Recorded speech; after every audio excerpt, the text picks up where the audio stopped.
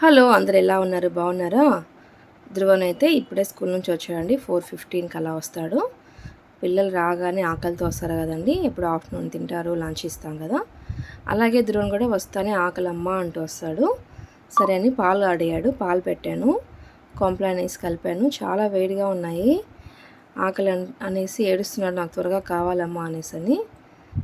సరే అని ఎంత తిరగొట్టినా ఇంకా చల్లగా అవ్వట్లేదు, అది చాలా వేడిగా ఉన్నాయి.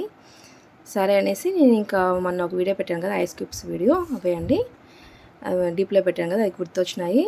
అవి తీసుకొచ్చి అయితే పాలల్లో వేద్దామనేసి తీసుకొచ్చి ఒక 3 క్యూబ్స్ అయితే వేశాను.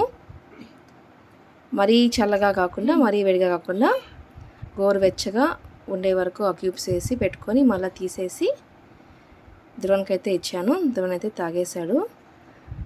బాగున్నాయమ్మా అన్నాడు. మనం నార్మల్గా ice cubes, water ice cubes వేసామంటే పాలు నీళ్ళగా అయిపోవడము, చప్పగా అయిపోవడము జరుగుతుంది కదండి. ఇదైతే మనకు టేస్ట్ ఉంటుంది. పాలు చల్లబడతాయి త్వరగా. మళ్ళీ వీటిని రీయూజ్ చేసుకోవచ్చండి. నాకైతే చాలా నచ్చింది ప్రోడక్ట్ అయితే. నేనైతే మీషోలో అయితే తెప్పించుకున్నాను. ఇంక తీసేసాను, గోరువెచ్చగా ఉన్నప్పుడు తీసేసి ధ్రువన్కైతే ఇచ్చేసాను. తాగేస్తున్నాడు. చల్లబడ్డాయమ్మా, మరీ కాలలేదు, చల్లగా ఉన్నాయనేసి తిన్నాడు. బిస్కెట్లు అద్దుకొని తినేసాడు. ధ్రువన్ అయితే హ్యాపీ. త్వరగా అడుగుతానే ఇచ్చేసాను పాలు.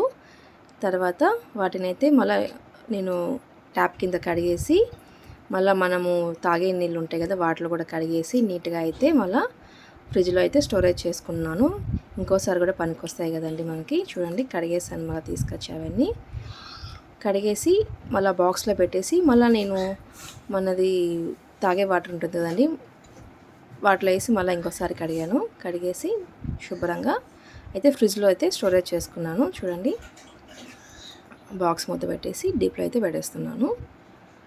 మళ్ళీ మనం నెక్స్ట్ టైం వాడుకోవచ్చు. వీడియో నచ్చితే ప్లీజ్ సబ్స్క్రైబ్ చేసుకోండి. థ్యాంక్